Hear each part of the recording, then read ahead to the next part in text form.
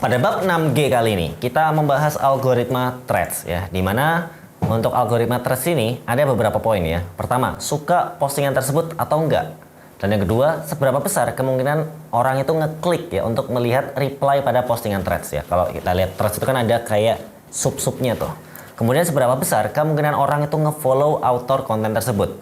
Kemudian seberapa besar kemungkinan seseorang itu ngeklik profil penulis dari suatu postingan. Dan seberapa besar kemungkinan seseorang itu nge-skip suatu konten alih-alih engage. Itu juga jadi pertimbangan ya.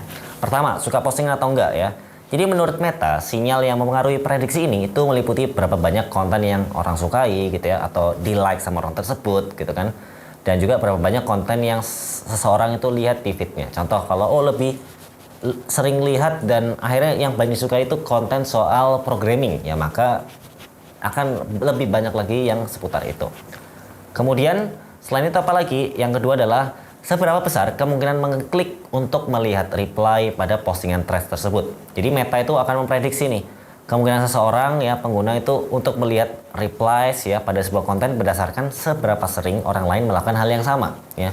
Jadi simpelnya itu banyak nggak sih yang kepo sama. Jadi ada orang bikin threads gitu ya, postingan threads lalu nge-reply. Nah, ada nggak sih orang yang kepo gitu ya untuk barangkali ada reply-nya gitu. Jadi ketika ada orang yang kepo itu ternyata masuk ke pertimbangan dari algoritma.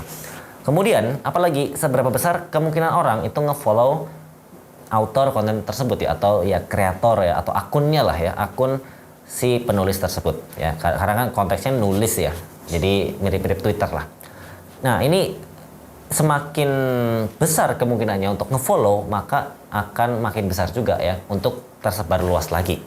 Setelah kita membahas algoritma threads ini, kita akan lanjut pembahasan algoritma untuk LinkedIn ya, yang mana itu adalah platform pencari kerja ataupun platform profesional ya. Kita akan bahas di bab selanjutnya.